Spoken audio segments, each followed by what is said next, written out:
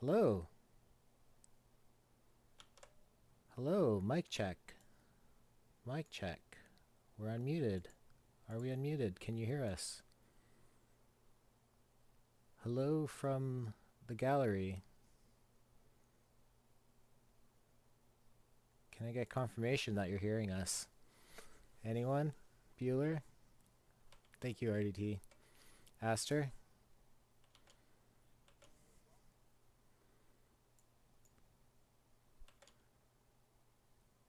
Say some more stuff, Aster.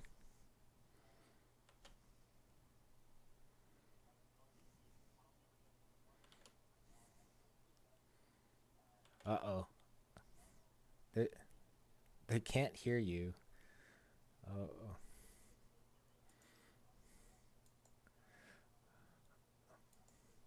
Both there we Ludwig go. and Pogu are awful.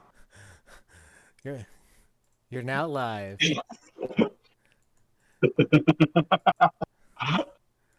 Okay, Okay.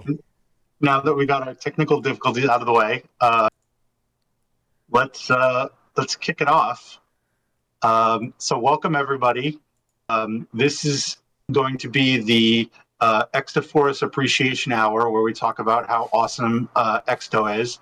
We're going to go through the PTCS both tournaments, look at some stats from the tournaments, and then we're also going to look at Tournament Lab. But mostly, we're just going to talk about how much of a genius Extoforce is, because we don't do that enough.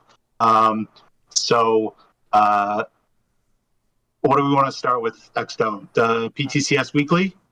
yeah, we have a lot to get through, and I need to sleep sometime tonight. So without further ado, uh, apologies to Dish, but this was the only slide that I had about PTCS this week. So I think he needs to get some sleep in that from based on that picture. yeah. So yeah, so the two formats, we're not going to care about the perfect drafts because I didn't get into them and I didn't bother hounding people down for data. So we have the daily, which is the Diamond Floor non-special edition cap, which is the boring one because it was modern day. And then we had the weekly traditional high bronze floor, low gold ceiling cap. Um, so I guess before we get into the stats, how did you feel about them? So the daily traditional was definitely, there were a lot of cards that there weren't very many of that really played a big role. There were only, I think, four Warren Spawn perfect cards in the whole tournament. There were only, I think, seven Bob Gibsons, four Mel Otts, and then even some of the cards were a little bit more prevalent. Like I think there were around 20 Ralph Kiners. Um, and when we see the stats, those players did quite well. There are definitely a few players that most people did have that performed well, but it really was a tournament that benefited teams that had very specific top players. Whereas I think the weekly was really more about making a good build and using your points effectively. Um, Whereas, the cap was a little bit tighter in the daily, but still the decisions kind of were made for themselves as opposed to, I think, weekly, you had a very loose cap and you could really make a lot of options. And so I think that, it rewarded, kind of tournament building a little bit more effectively. And then also with the 2000 run environment, that really clearly, made a difference. As we go through the numbers, you see it's pretty distinctive run environment that you really have to build around. And if you don't, it can really hurt you. Yeah, the definitely I didn't have I think I ran maybe two perfects in the daily, and that was Oscar Charleston, and maybe it was just Oscar Charleston.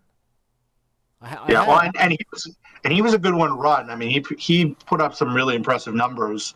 I didn't play him because I didn't think he would be a great fit, but he ended up being one of the very best players for for the format. yeah, and then for the weekly, it was just like bronze floor, low gold ceiling. Yeah, that is confusing RDT. Um, why the Charleston, the other Negro League toppers aren't SC cards? It is strange, but yeah, for the weekly, it was um, like having played these types of tournaments all year. I just found it neater, fun to play. Um, Notwithstanding winning it, which was I definitely ran around my house when I did win, but um, You're I saying winning's fun? who'd have thunk that? Okay, so stats. Um, you can kind of see. So this was a 2000 baseline. Uh, as we do some live editing of this slide. Um, what pops out? To borrow a phrase from Dishnet, ball go far. 2.03 home runs per nine is. I'm trying to think if there's been any other tournament formats that are higher than that. I don't think so. Um, That was pretty high, yeah. I feel like the when we had a perfect draft a couple PTCS rounds ago that was set in 99 or 2000, and that I think might have even been slightly higher just because you had, by nature of perfect drafts, you had a lot of really bad pitchers pitching innings, and that might have been slightly higher. I'd have to go, dig into the archives to see, but I think over two home runs per nine is pretty rare. Um, and so that really becomes, such a huge driver of how runs are scored, and walks are not especially high, but walks become even more painful when you're walking somebody in front of someone who then hits a home run. So I do think that a um, lot of the plans in terms of building for this tournament, um, makes a big difference. Yeah, and you can kind of see the BABIP was probably a little higher. The stolen bases, if you there weren't a lot of attempts, but those that did get attempted did well. And then even just the breakdown is probably a really righty heavy format, and we'll see it. So when we get to the data, so just to compare, so this is the Sunday Open that has now been deprecated. Um, so kind of similar, like runs allowed per nine, I guess. Yeah, like it's I guess it's off between about a little less than half a run. Yeah, about zero point 0.4 runs, so a little bit of difference, but yeah, I mean, but also 0.45 home runs per nine is a pretty significant difference. A walk per nine, going, more in modern. So that's interesting. And then the K rate is down, pretty significantly when you think about, supposedly modern is around 2010 baseline. To go from 2000 to 2010 to go, what was that, 1.8 K per nine? That's pretty huge. 1.9 almost. Yeah, Um, so, you're getting a lot more home runs, um, good bit less walks, and then way less strikeouts. Um, and the BAPIP is down, 20 points, um, and a lot less stolen bases. That's interesting. Um, so, probably for the best not to be stealing bases, regardless. Just, even at a 64 or 62% clip, probably not worth it, or 61% clip, probably not worth it to, have your guys running much, except for maybe your very best. I mean, options, um, but it's interesting just how how many fewer stolen bases you're getting, um, in the difference in formats. Yeah. Um, So I guess what we kind of looked at for this was the I think the tournament lab, right? um, Because that was 98. right. Yeah, I think that was the data we used. Yeah. One thing before we get into the specific player results and everything, just wanted to run people through the math real quick. So this was a 2000 cap, but it was high bronze floor, so 65 floor. So that meant that you had 310 points to work with, but the difference between the ceiling of 84 and the floor of 85 was only 19. So that's a 16 cap, um, which really is uh, by far the loosest cap we've had in any tournament so far. Certainly this year, and I don't remember anything quite like that. Um, Just doing the cap number live, no big deal. it's 1690, so 310, so it works out to 16.3.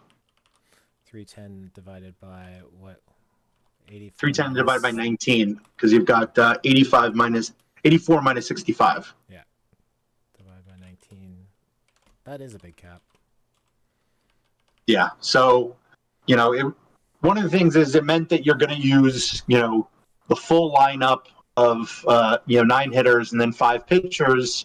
Um, you know, uh, is that's 14 players, and then you still got, 2 full spots.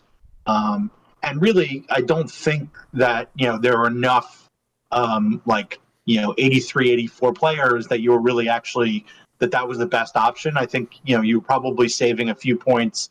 So you really almost had, 17, maybe even 18, like really pretty high quality players in there. And then, the floor is pretty high. There's a lot of high bronzes that are pretty decent players in their own right. So there's, it wasn't as much of a cap tournament as maybe it looked, but it really did allow you some flexibility if you wanted to, really go with a strong bullpen, or if you wanted to set up a couple of platoons or have some great super subs, in your lineup. You definitely had a lot of interesting roster flexibility. There were a lot of choices that you could make. Um, and so it's I think it's interesting to have like the really tight caps, like the new tournament lab, but because you have to make a lot of like tough choices. This was making, maybe not tough choices, but you had to make a lot of just kind of interesting philosophical choices as to how you wanted to spend your points. I definitely picked a guy who I think was the Game 7 MVP as a bit of a joke pick, and that was James Karinchak. And I think prior to Game 7, he had pitched like 5 innings the entire tournament. But then I had him uh, pitch like Game 6 and then Game 7 or something like that, and he pitched 3 innings in Game 7 to close it out, which was yeah, it was Now you have to pretty use him silly. everywhere. Now I have to use them everywhere. So yeah, so talking about pitchers, so this is the pitcher list based on WOBA against, and you can kind of see the distribution. We'll highlight sort of the top three, but is who in here do you see that you want to talk about? Um, so it's interesting because you've got, um, looking at this list. I can't say for certainty, but I feel like everybody up near the top of that list, it has a very high movement number. I mean, Keegan Thompson is not. especially high. It's only like low 80s because he's like a 80, something like 83, 82, 80 or something like that. Um, but you can see, I mean, he had an 80 movement, but over 2 home runs per nine. Um, but it looks like to really get decent home run suppression, you really needed a guy with like high 90s or hundreds. Movement. Burt Hooton, I think, is like 112 or something like that. Um, Higby is very high, as is McFadden. But then you kind of had looks like most of the top guys were kind of low, high, high. But then a guy like Gallardo, wasn't terrible, going high, high, low. Um, so I think as long as you went high for the movement, I think you could maybe get away with a high, high, low. But I'm not sure. I don't think. Are there anybody else up there that's high, high, low? Steeb is, I think. I think the LE Steeb. He's like, I think 85, 85, like 60. Oh yeah, Higby's a high, high, high, low. Yeah, Higby. I I I, I kind of glazed over this, but like Horlin, that's kind of interesting. I don't recall that seeing that card before. Like I've seen the Yeah, Al I Benton don't. card and the Rube Benton. Al Benton. There's a Rube Benton, but um, yeah, the Horlin card is new. It'd be kind of interesting how to see that profile. Yeah, that might be worth looking up while we're doing this. Um, yeah, so I mean, definitely, the Hooten and Higby, looks like got a lot of innings, and everybody expected them to be good. Um, Keegan Thompson looked like got a lot of play, and was very good. It's interesting that it looks like Greinke got the most innings, but was not particularly effective. Um, uh, Pretty surprising with his movement that he had over 2 home runs per nine. Um, I guess the maybe the stuff was just too low. Um, but that's a bit surprising. I would have thought he would have been done better.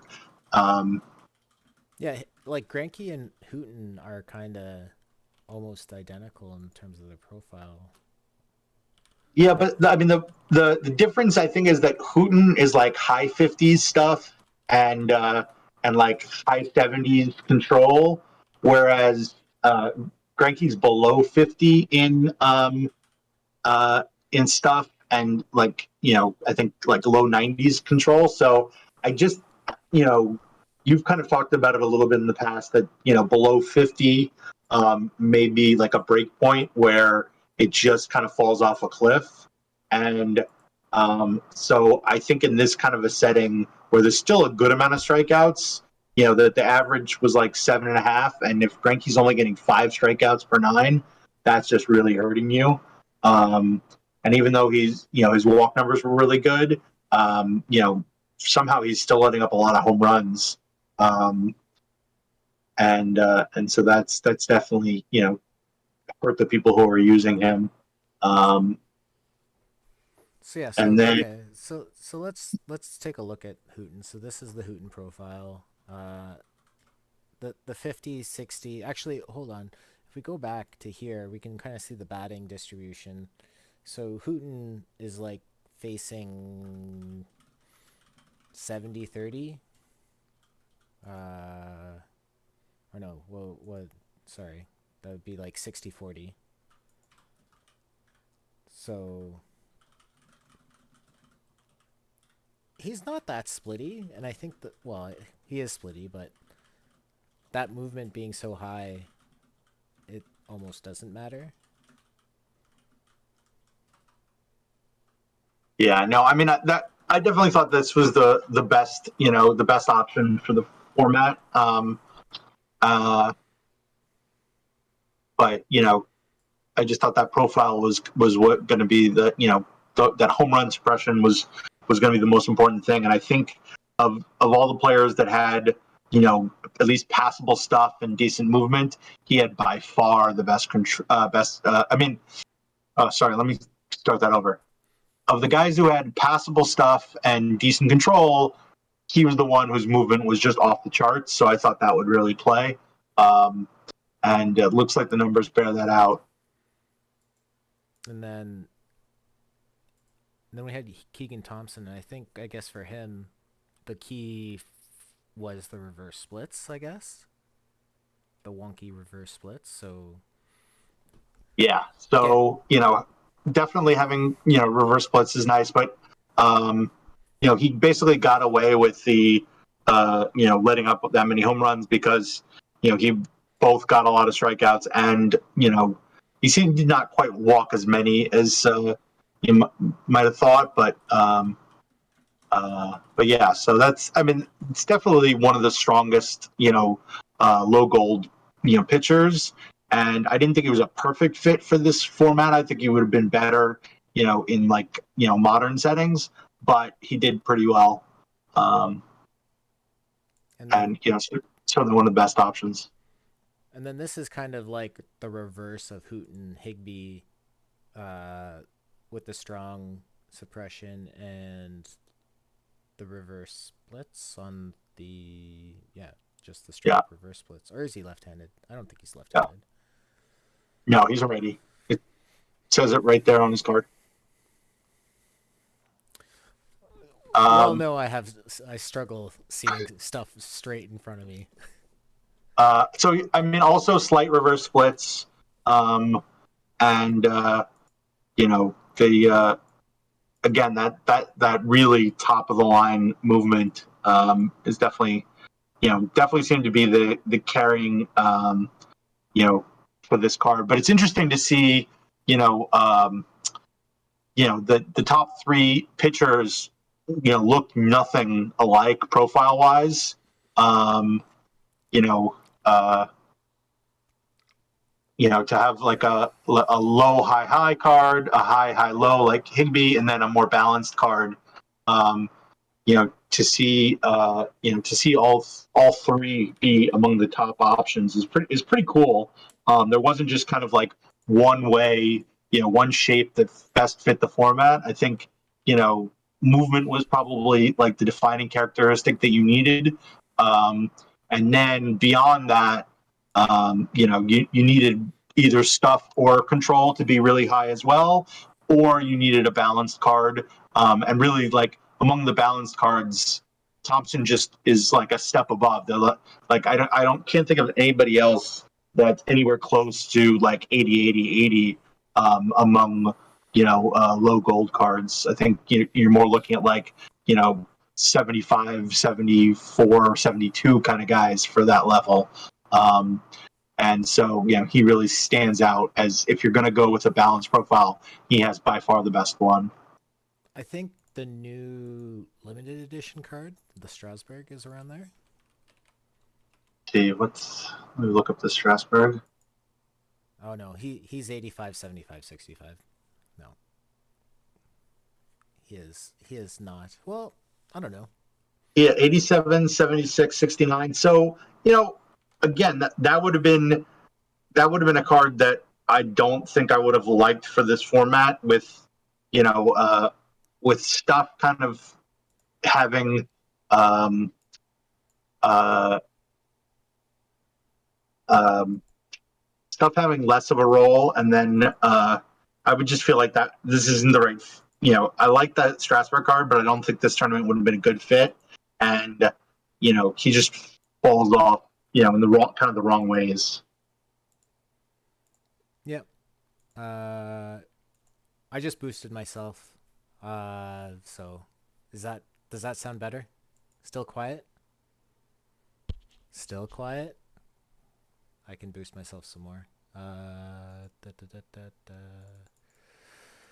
Let's do. Am I boosting myself in the wrong one?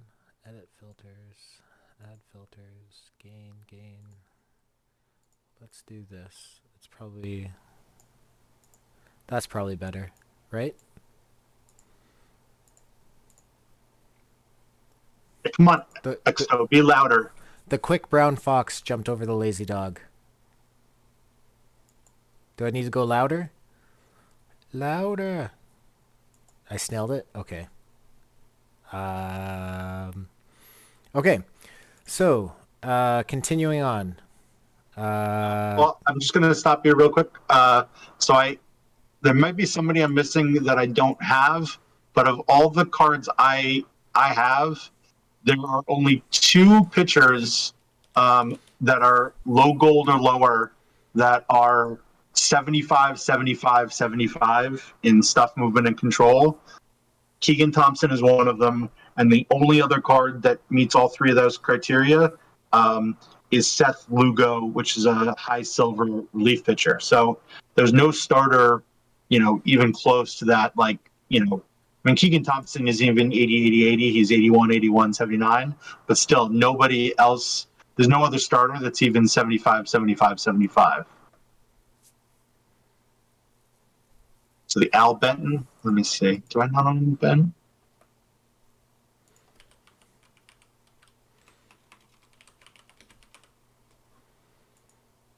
Yeah. Dave Steve is 81, 82, 72, and Benton. Benton is 76, 102, 73. So close. Like Not quite.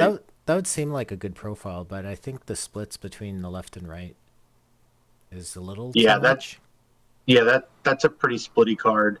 Um, and then the Rube Benton, since they both came up, um, is very similar profile to Grenke, but only 45 stuff. So I think that would have been a dangerous card to use. Yeah, and like looking at it, the 60-40,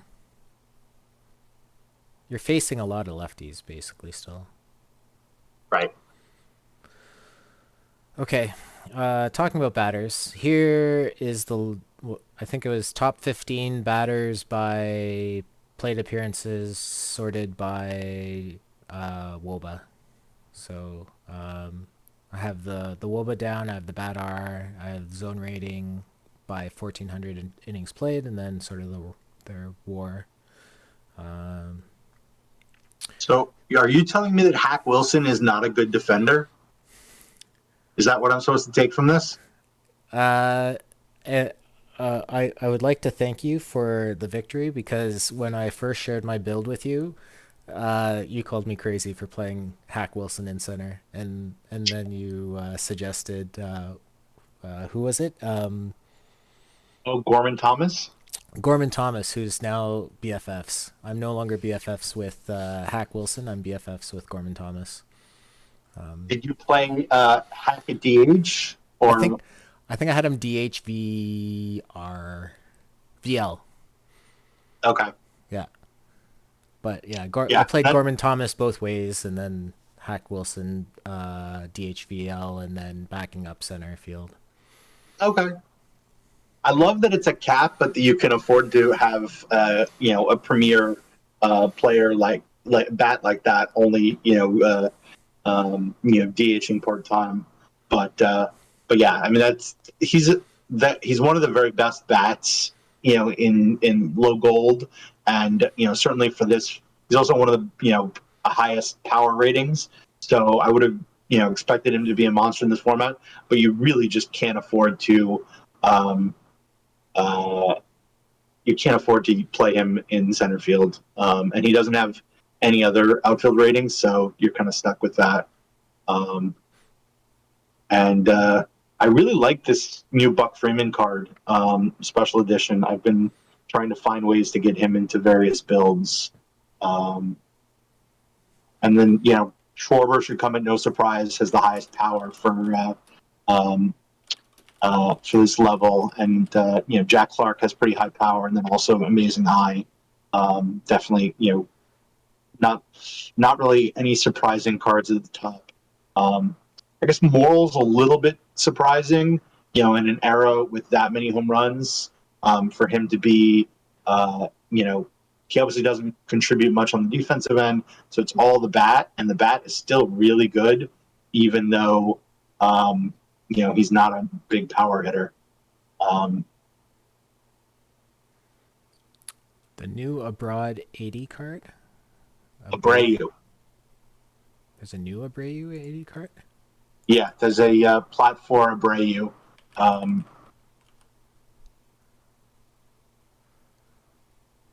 Bobby Abreu. Interesting. but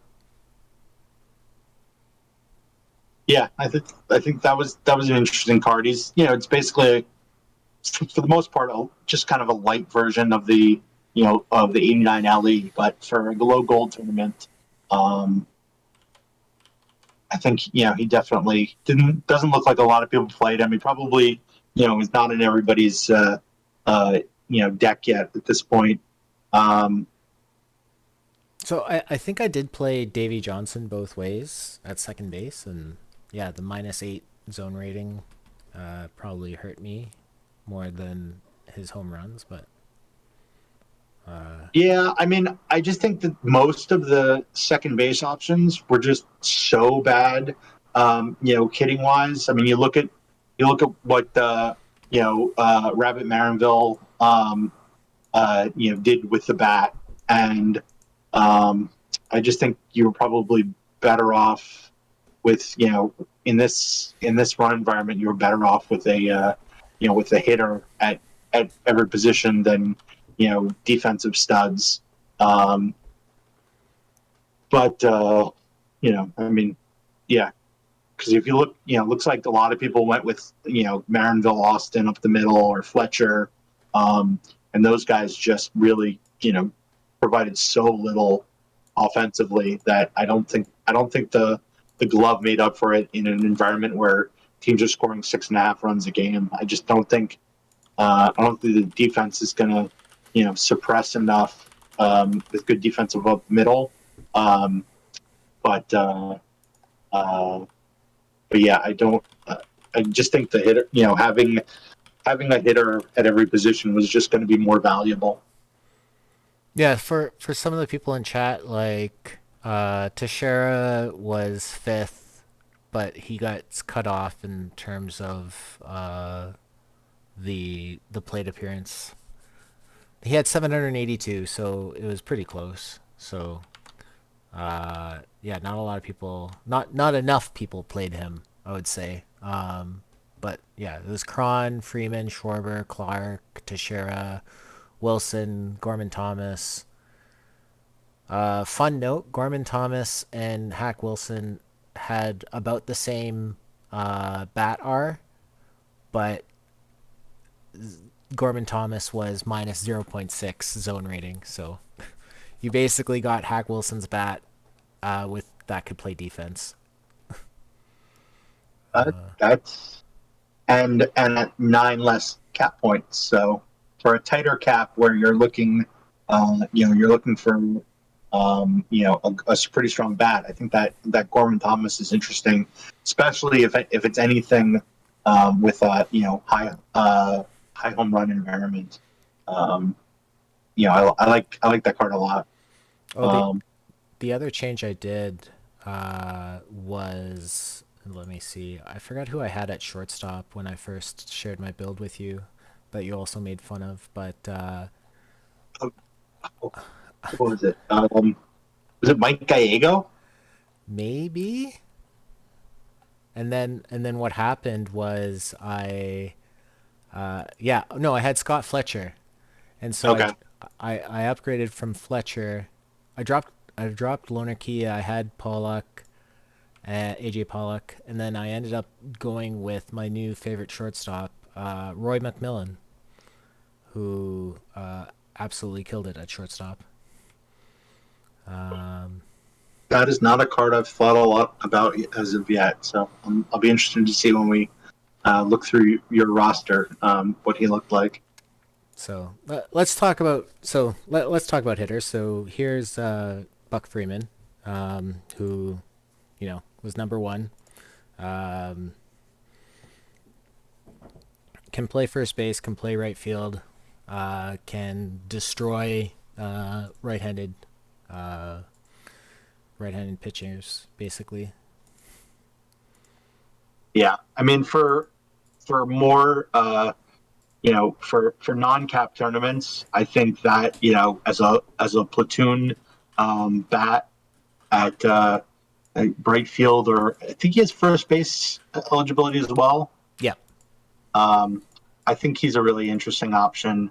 The eye's a little weak, um, and certainly if you're going back, you know, in historical formats, which going back pretty far, I think the low BAPIP is going to hurt him more. But this was definitely a format which, for the most part, played to his strengths, and I'm not surprised that he performed very well. Yeah, and even like his weak splits, like 91 gap, 84 power, um, 76 avoid K, like it's not the best, but the 84 power, it's still a bit of pop. But Yeah, he's no Kyle Schwarber with his ridiculous pop. yeah, yeah. I don't know. He's pretty much a staple for any sort of gold or low gold tournament. With the eye being as high as it is, like I don't know when you don't play Schwarber. I mean, the only thing I dead ball certainly, where the power doesn't play and the low BAPIP hurts, and the poor gap, really stands out. That would be. But other than that, yeah, I think and there's a lot of cap formats where I really try and fit him in, kind of even non-gold formats. I think I think he can be. He's a nice one where, like, if you're doing like a low diamond format, even I think you can kind of use him and then save 10 points and use them elsewhere. Is not a crazy idea. And even I love that he has some catcher ability and catcher arm. I think that's funny. But even his outfield defense, like I don't know, 64. I don't know the numbers off heart, but like that's not gonna. That's not like Hack Wilson bad for left field. So can you play him at catcher? Will he slide No, in there? No, maybe I don't know. I haven't tried. because I feel like that would be a good, like, in case of emergency for like perfect drafts, might be a good thing to know. I'll have to check. I'll have to check that and see next time I have look at a roster and see if can you play him at catcher, which I wouldn't do it in a normal circumstance, but for something like a perfect draft where if I accidentally didn't draft the second catcher, that would be kind of fun to play him. Oh, Mr. Mr. Audit Odd. says you can. Yeah. Um, does that mean you have done that in a perfect draft, Mr. Audit?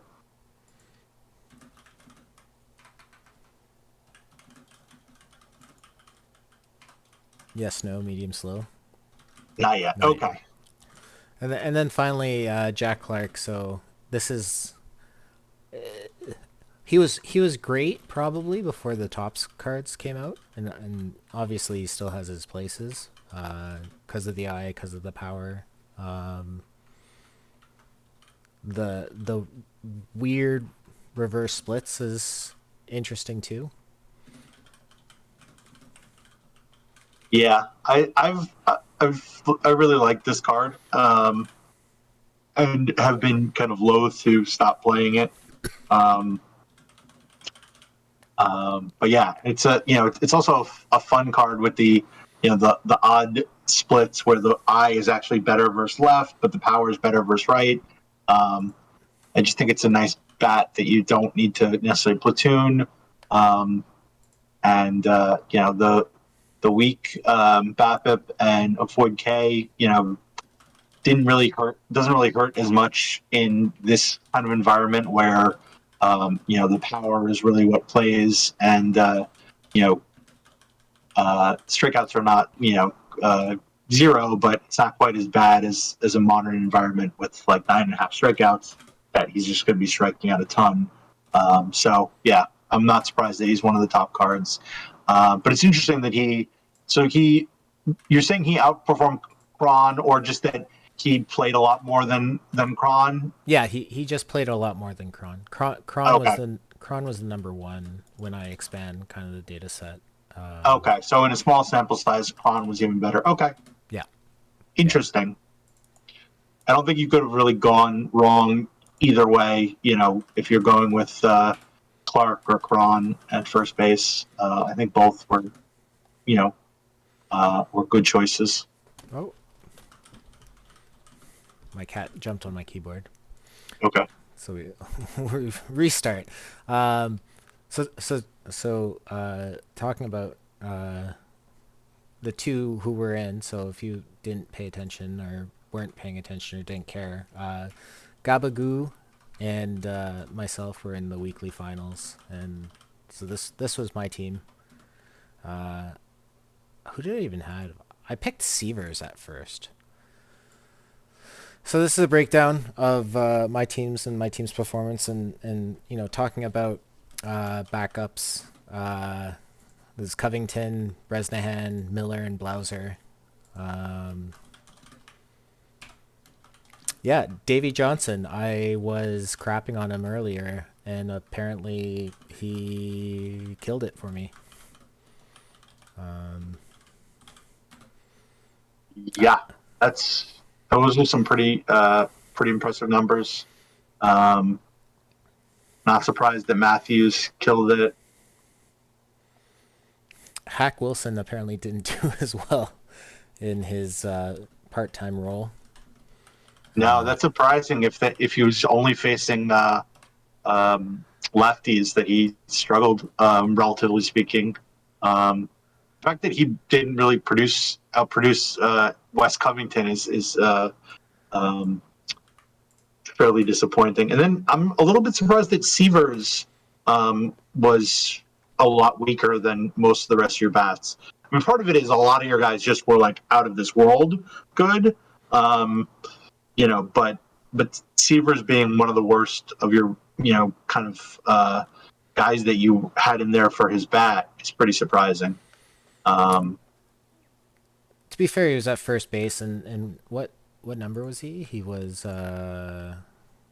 is he on here? Sievers. Well, even for the tournament, Sievers was he was okay. 405. Yeah, Um, so most people got a better receivers than you did, but still, um, you know,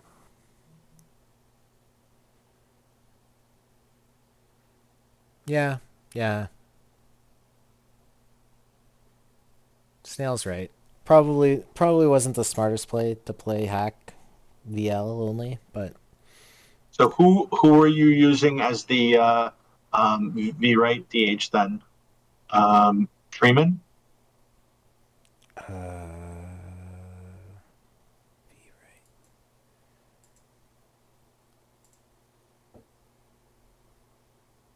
mm, yes, that sounds about right. Yeah, Okay. yeah. Like talking about is Mr. Black here? Um, Mr.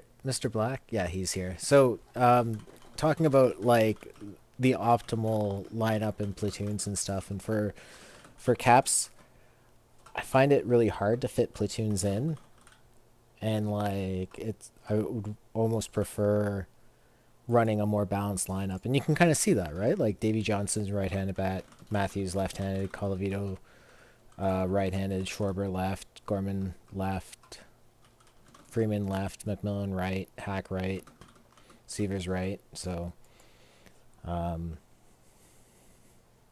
although like I think that's just goes by how I model stuff because I basically take this percentage here or here, which I didn't really know, but like take the percentage of the pitcher handedness and kind of uh, bake that into how I rank players. So, Sure. but yeah, Roy McMillan, like I think 133 WRC plus while getting above average defense from your shortstop was probably a huge advantage.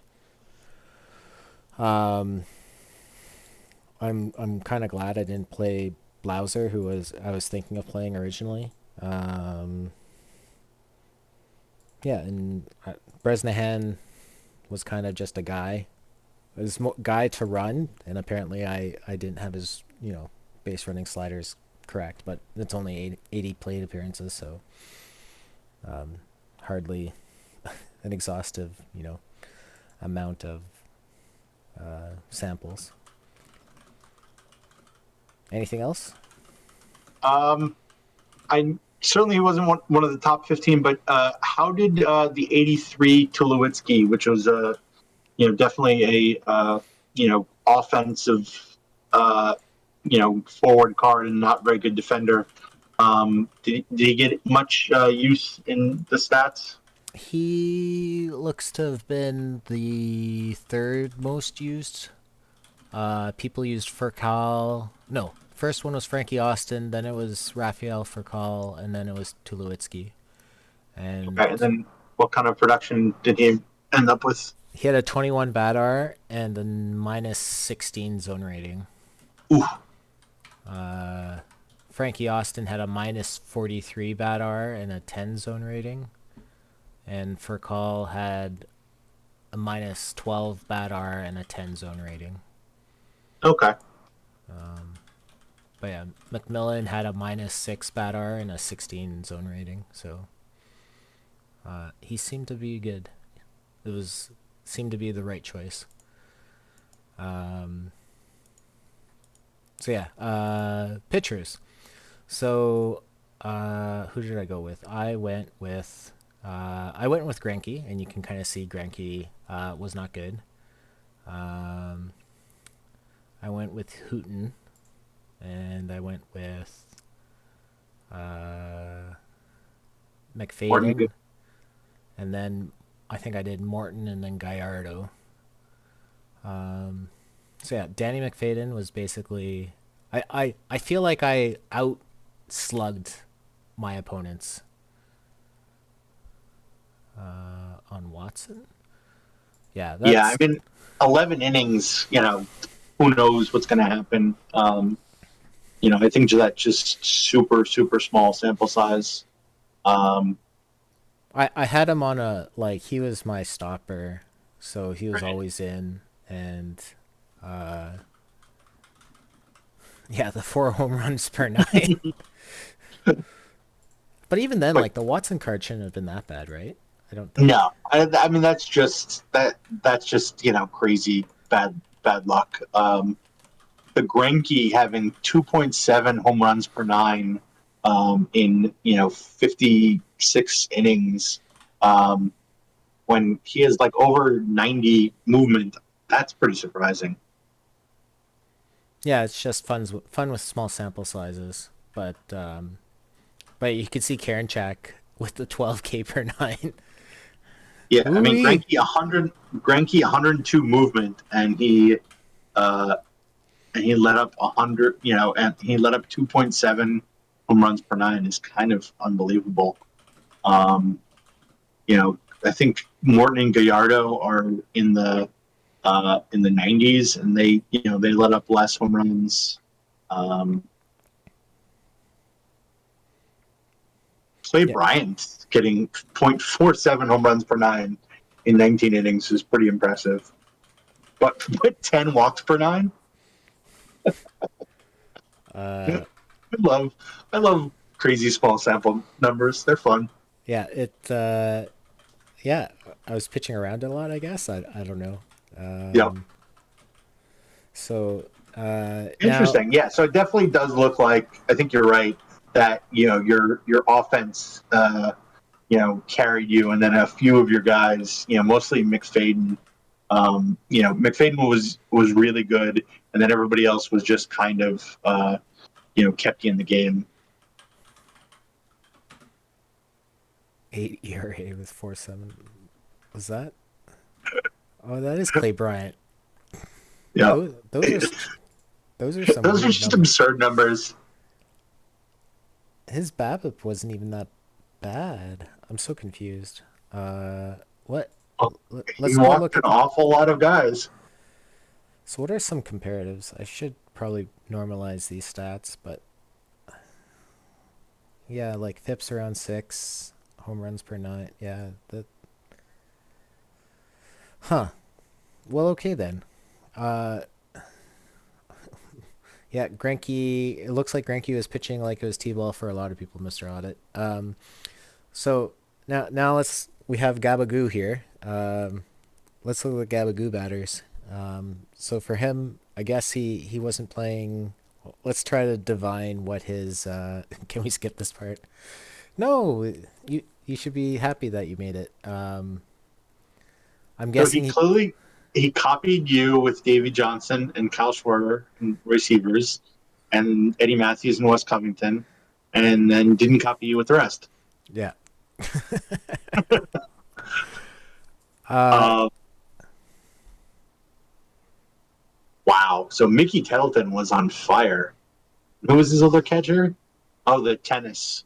Um, was not good. That's surprising.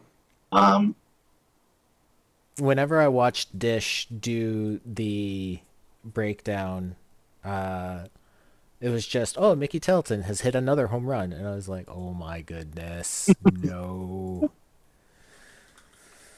And it was one of the reasons why I pitched Vinegar, uh, Vinegar Ben Mizell in Game 7 because I was like, I'm tired. I'm tired of Mickey Telton just going yard off of every right-handed pitcher I put out there. I like it. Uh, so yeah, like some unlucky stuff, like Bob Bailey probably underperformed. Sean Green was probably a solid choice. Yeah, Uh, I like Sean Green.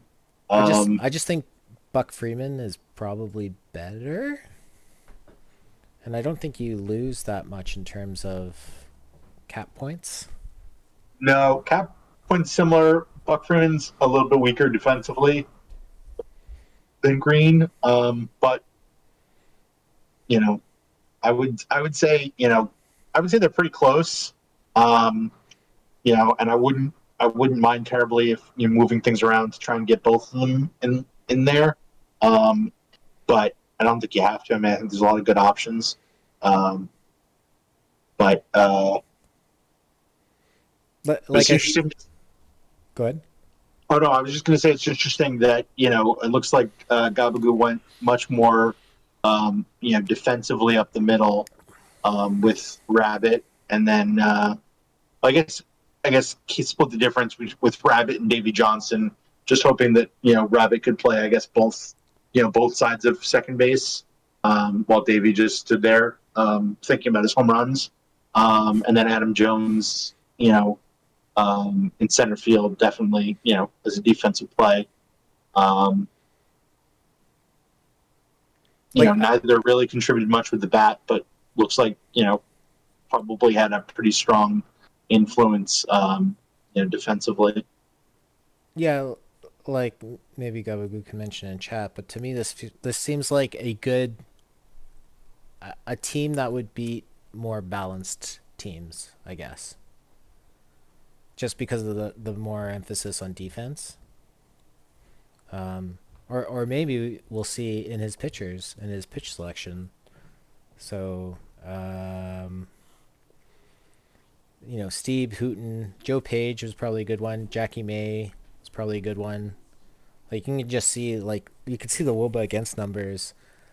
I think was Jackie May at 379 versus Zach Greinke at 437 in terms of like SP5s. Sure. Yeah. Um, yeah. I don't know. Got like great performance from Steve, and I think that was one of the ones where it's Steve has the reverse splits, right? Is that who I'm thinking of, or no? I can't remember if Steve has reverse splits or not. No. He's very splitty actually, but Oh, okay. so I guess that's kind of surprising. Hooten doing well. Joe Page. I don't know if you had Joe Page as a long reliever, or a starter. But Joe Page is one of those 66, 109, 50 profile. Sure. Then Guy Morton and Jackie May. It's interesting looking at both these two. I'm trying to think. I don't even know if I know that Scott Williamson card. Clearly didn't get a lot of use, but it looks like both you guys spent a lot of points on the bullpen, not just like a couple stoppers.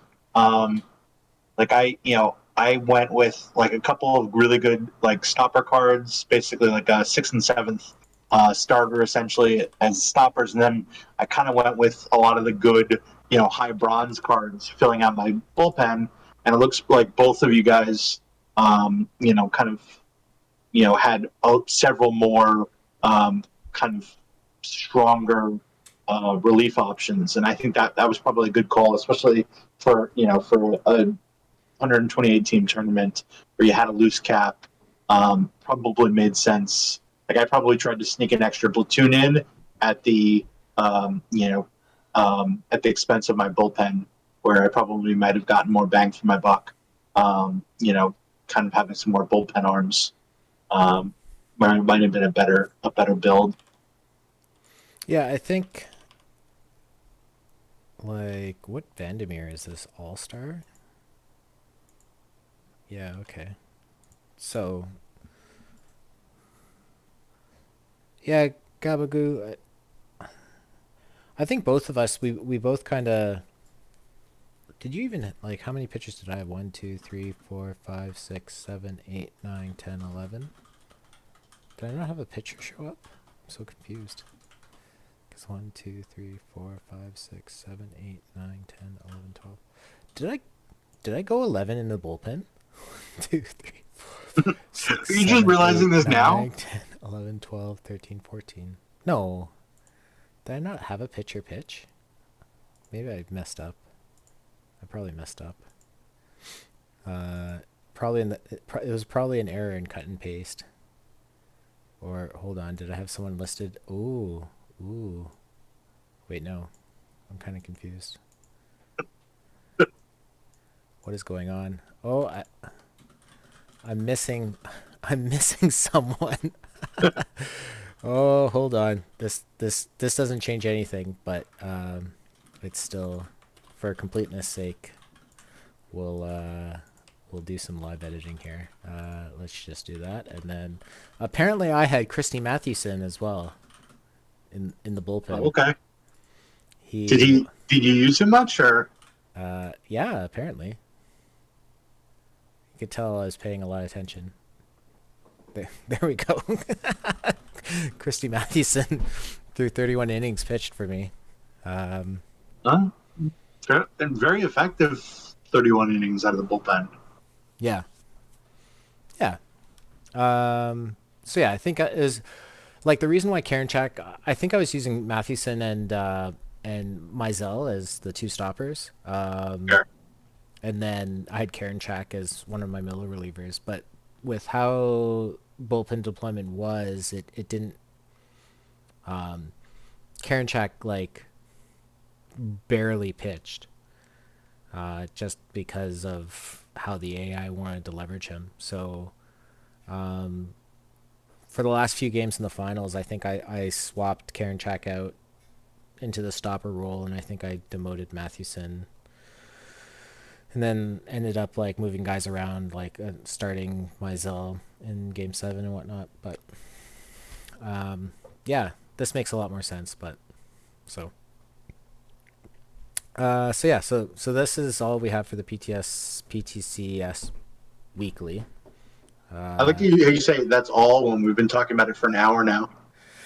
We still have so much to go through. We'll try to be briefer with this. So okay, here's the PTCS daily. So looks more like the modern.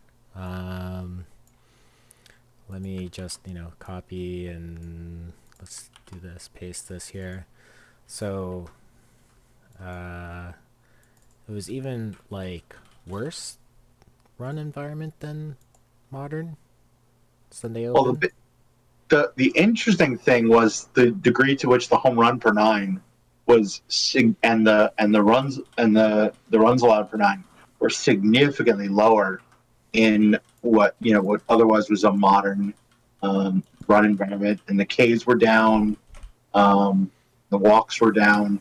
Very different, very different run environment. I don't think we've seen very many tournaments where there was still modern and it looked that different from like the open numbers. Um,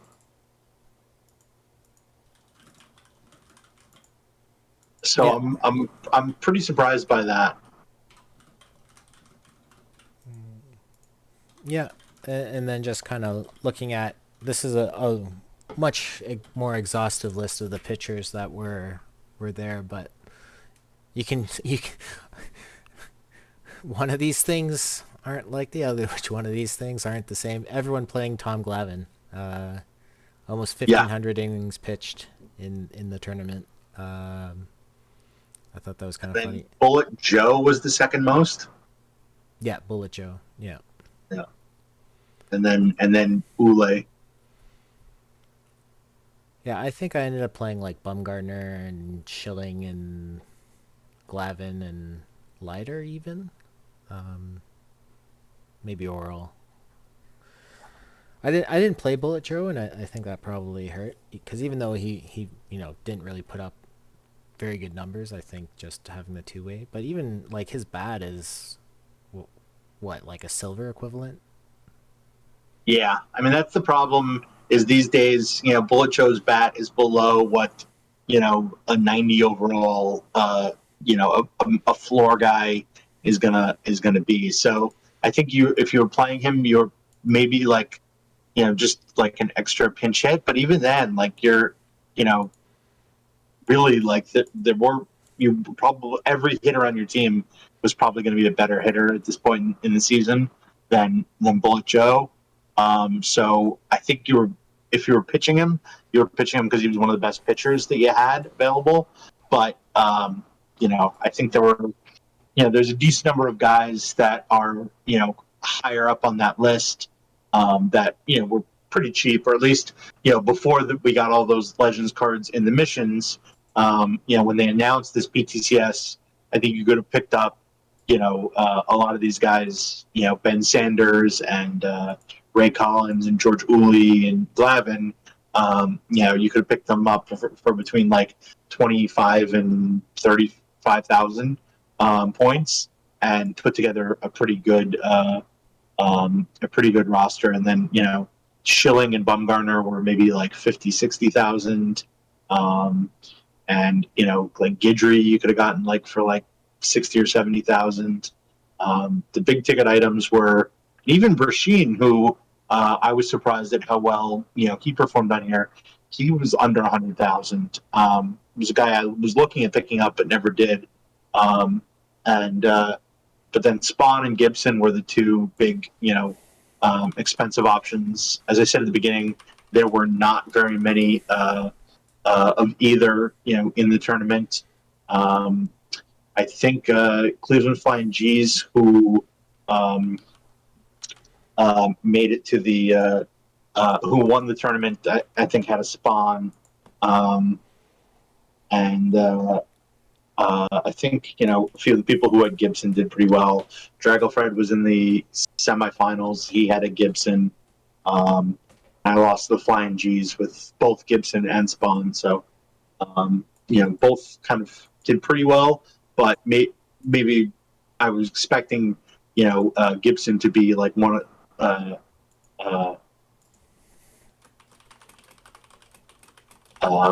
I wasn't expecting Gibson to be just kind of like one of the good options. I thought he would be, I thought he would be one of the very best options, more like putting up more like the numbers like Brashean. So that was interesting. I mean, still small sample size when you're talking about 240 innings or 124 innings, um, but you know, uh,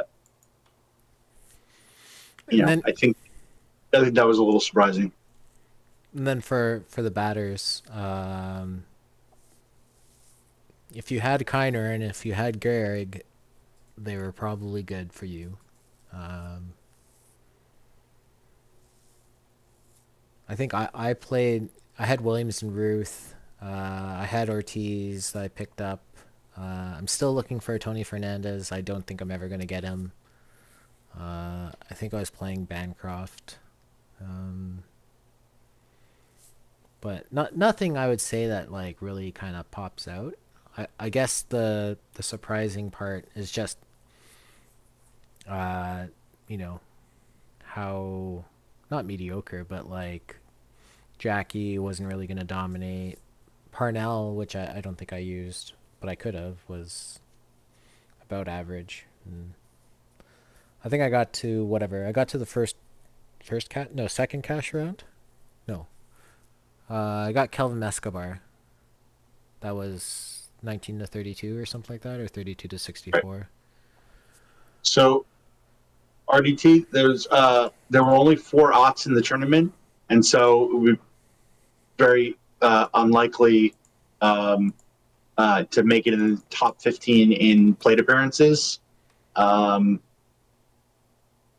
do you want to take a look and see how much play Ott actually got? Probably it was He a pretty small number. he's not even in the top 30. Okay. Let me continue pulling data. Uh, when I go to top 50, Jim Gentile in 454 plate appearances was number one. Uh, oh my God, he's not even here. What is this? Oh, Spielman ruined the Ott stats. Uh, hold on, let me just clear this. And John Mayberry with four plate appearances had a 707 WOBA. Byron Buxton with 20 plate appearances had a 698 WOBA. Uh, Yeah. oh, here we go. Mel Ott had 220 plate appearances with a 406 WOBA. So Okay. so Gehrig did better than him. Clemente did better than him. Kiner and then Gentile. If we were going from Okay. like 220 on. Okay. So he was a very good bat, but he wasn't dominant like you like might have thought, and certainly like the price tag would have suggested.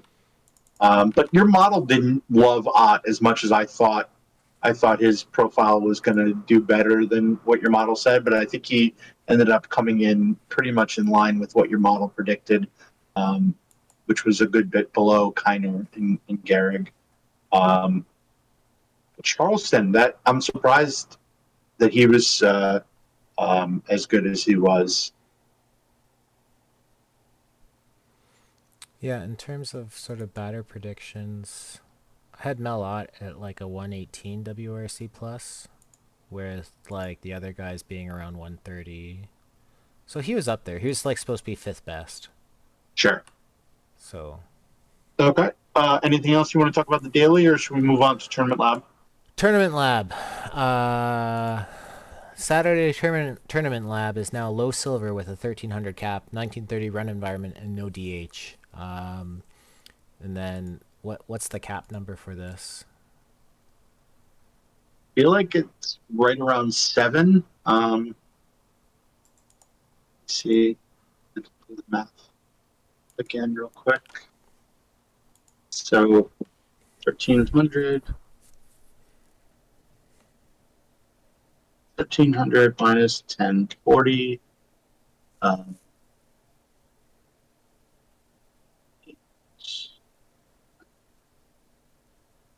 7.65 cap.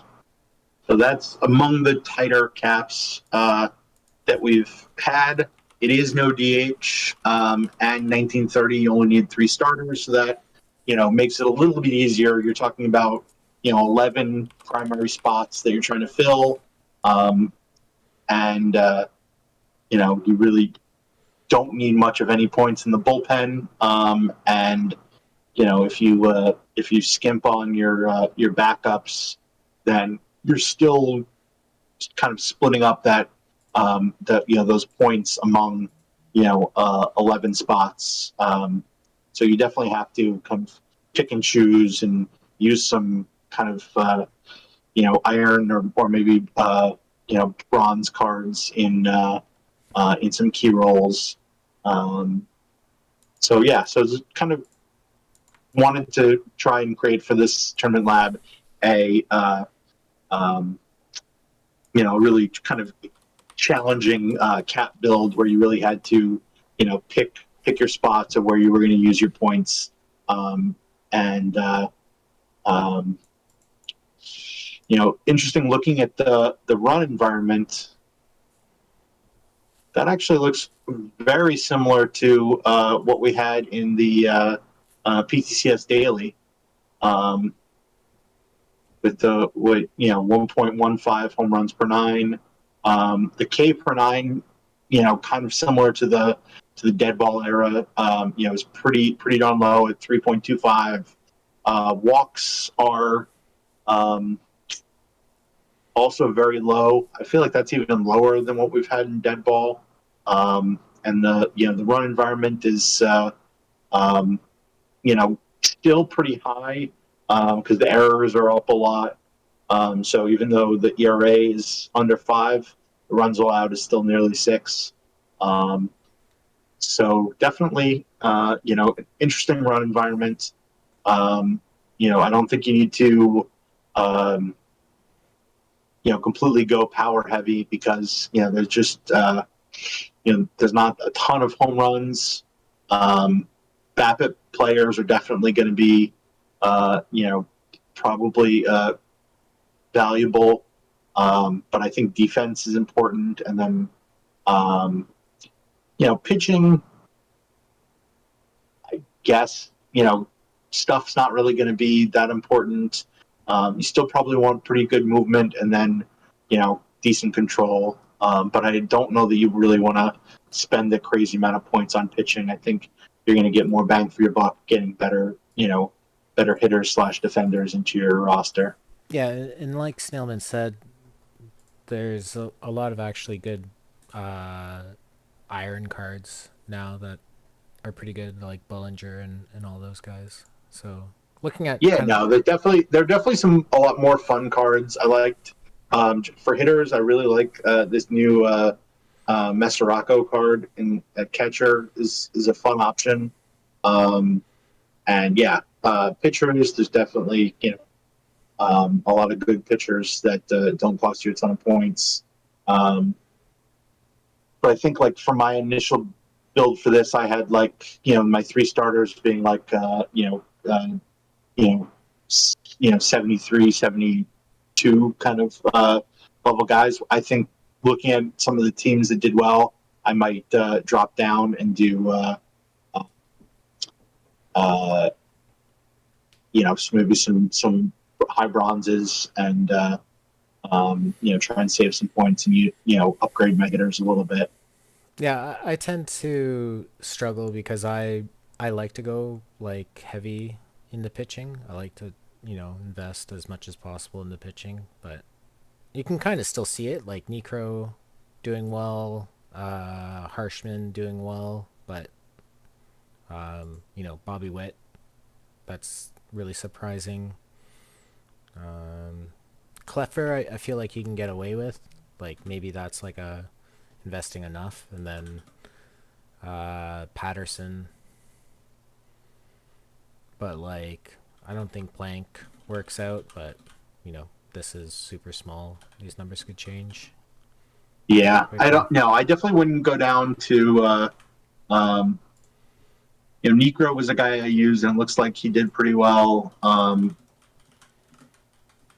also used Pedroso, who did not look like he did particularly well. So I'll probably look to replace him next week. Harshman's interesting. I did not think about using Harshman, but given the fact that you know the walk environment is not that you know is not that high, he might be a fun guy to use. See if that holds up over a larger sample. It definitely seems like low, very like we've had these types of cards for such a long time. Like even the original Betances, and it seems like in modern they absolutely kill you, but in these kind of era tournaments, you can probably get away with these guys with such low control.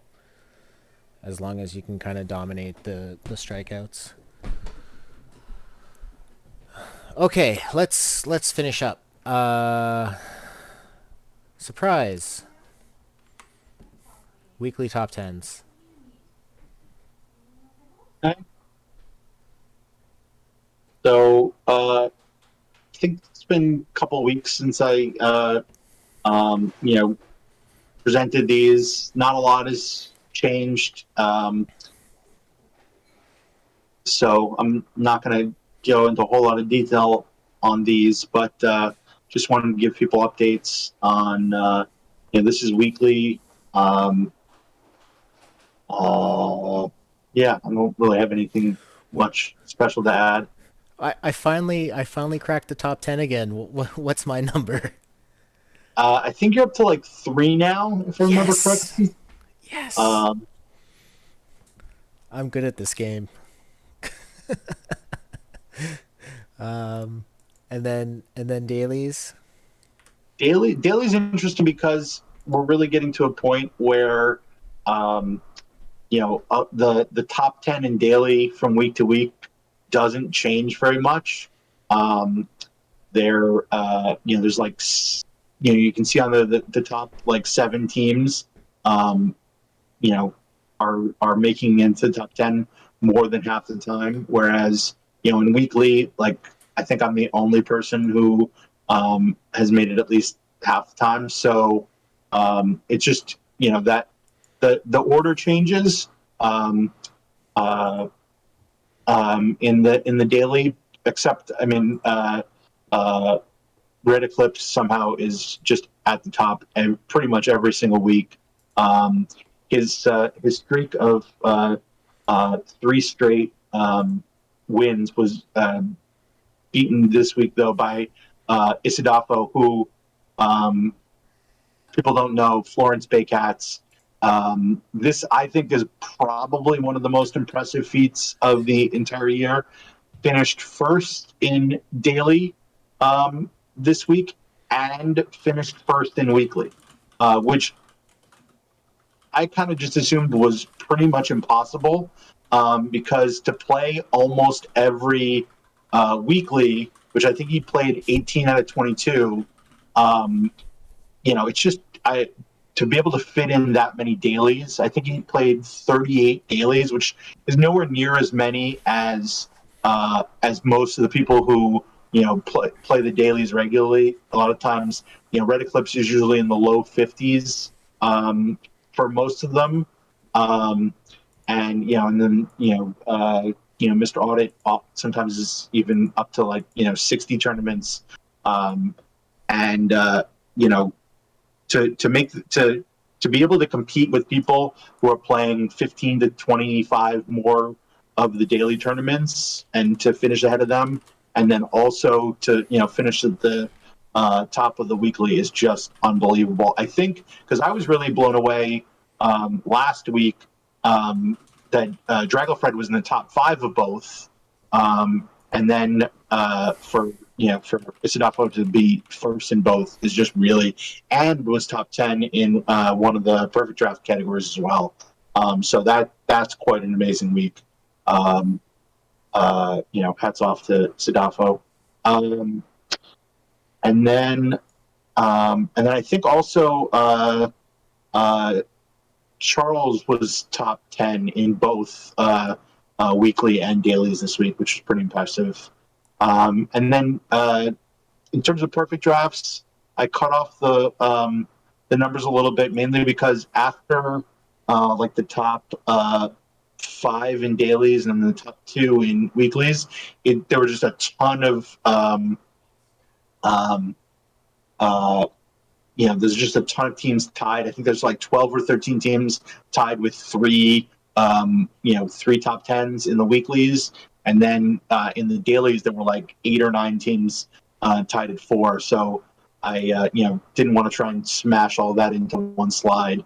But as you can see, compared to, the tournaments, it's just a lot harder to regularly make the, top 10.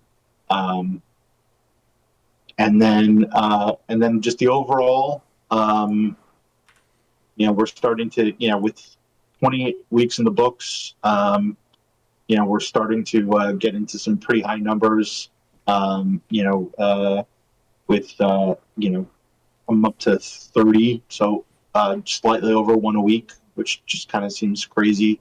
Um, and those are the people with 15 or more on the season. I still not sure if anybody's done top 10 in all four categories, but at some point I may just start playing the weeklies on my main just to try and do that. But uh, the couple times I've tried, it's gone horribly. So I probably should just stick to what I'm good at. Um, and I think that's it for this week. Because the server was crashing a lot when I was putting these together. I didn't have all the data that I normally use to put stuff together. So maybe if we do this next week, I'll try and get a few other things, a few other numbers. Looking at the per tournament numbers are kind of, I think, are interesting and more fun. Um, so yeah, I mean that was we went for a good long while. I think everybody got their um, 5 drops if you caught at the beginning. So anything else you want to talk about this week, Exto? Uh, yeah, I just like real quick about content and whatnot. Like we know Platinum Series 4 is coming out, but it's going to be kind of interesting to see what's left in the new year. Um, and we were talking Yeah, a little bit. Go ahead.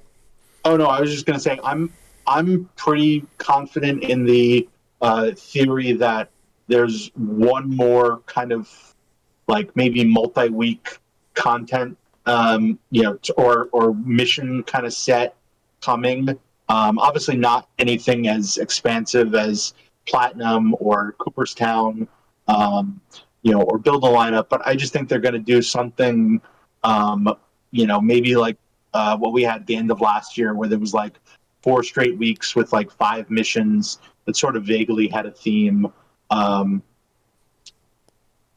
because I just think there's so many cards that still don't have, so many elite cards that still don't, that we still haven't seen yet, and to have um, uh, all of them be packable just seems like it would be crazy. So I really, hope that they would, create another mission set because, if we're going to get, couple more platinum, toppers, uh, and then there just has to be another big mission coming up, and you know, to kind of fill in the gap with packables the rest of the way. Yeah, that would probably be on my my perfect team wish list. Is plentiful of missions because I'm probably sitting on a bunch of missionless cards that would be nice to be used in a mission. So Yeah, and I I don't think there's much that's missionless at this point. There's still a decent amount of like the original like live mission rewards that I thought would be in CC5 that weren't in there because pretty much everything in CC5 was missionless. Um, so I don't think there's a whole lot that isn't. The Negro League toppers are missionless, and I guess they could be thrown into something. But I just think they have like maybe another 8 weeks or so of content, and we only know one of them being the Plat 4. But even the Plat 4 mission week usually it's only a couple of cards, so there's usually a new content set attached to that as well. So I think we could easily have 4 or 5 more weeks of just straight content, giving us a lot of new cards, and then those cards being in the um, uh, in the kind of the last set of missions, and then maybe some retread cards being in those missions as well. So should be interesting. yep, yep. Okay, it's getting past my bedtime. So Okay. Well, good night, and one more time, congratulations on winning PTCS Weekly and your shiny new Alk line. Thanks. I can no longer claim to be a washed up tournament player, and yeah, it felt good. So I think if you don't win again this week, then you can go back to calling yourself washed up if you feel like it. Because it wasn't really true before. So if you wait a week, I think that you can, lie about it. But if you say you're washed up this week, that's inappropriate. yeah, I need a 1 week buffer time. Exactly. All right, sounds good. Well, Yep. thanks everybody for uh, watching with along with us, and we will see you soon. Have a good night. Yeah. Take care. Bye.